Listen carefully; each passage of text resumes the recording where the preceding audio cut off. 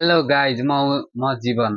जस्तै म के सम्बन्धी भिडियो बनाउनु गइरहेको छु भने चाहिँ अनुसार हामीले कतिवटा हान्न सकिन्छ त होइन। अब नयाँ नयाँ माला मान्छेलाई त थाहा हुँदैन होइन। अब कतिवटा अनुसार हान्दा चाहिँ के होला कसो होला होइन भन्ने हुन्छ नि त। अब त्यो त्यो विषयमा थोरै जानकारी गराउनु गइरहेको छु। जस्तै तपाईँले काममा जानुभयो भने त काममा गइसकेपछि चाहिँ तपाईँले आ, 100वटा अर्डर हान्नुभयो, 100वटा अर्डर क्रस 100वटा 101वटा अर्डर हान्नुभयो भने चाहिँ 5वटा अनुसार हान्नु पाउनुभयो, 5% छुट भयो। जस्तै तपाईँले 80वटा अनि 70 प्लस भयो भने चाहिँ अब 3टा हान्न पाइयो, 80 81वटा भयो भने चाहिँ 4वटा हान्न पाइयो। जस्तै यो चाहिँ हप्तामा होइन, हप्तामा अनुसार नहान्दा त राम्रै हो। तर तपाईँले कुनै दिन अब भनौँ न अब कुनै बेलामा अब धेरै भएका बेलामा होइन अनुसार हानिदिन्छु अब भन्ने लाग्छ भने चाहिँ होइन अनुसार हानेर अब चाहिँ अब मलाई मेरो पर्फर्मेन्स बिग्रिन्छ कि के हुन्छ भन्ने छ भने चाहिँ त्यसमा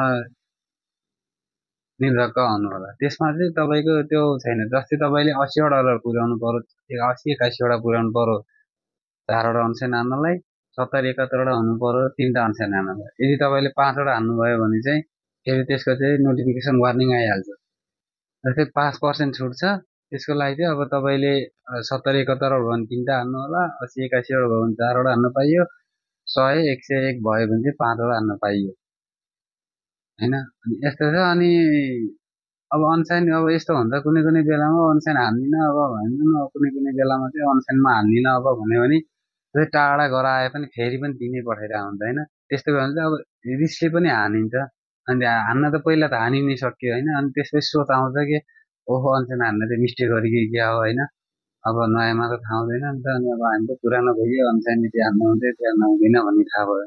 अनि पछि चाहिँ सोच आउँछ कि ओहो अनसाइन त नहाने भए चाहिँ हुन्थ्यो कि होइन, केही मेरो पर्फर्मेन्समा असर पर्छ कि भन्ने अब त्यो धेरैलाई नै हुन्छ। अब त्यो मलाई नै भएको थियो होइन। अब सकेसम्म अनसाइन नहानेको चाहिँ राम्रै हो।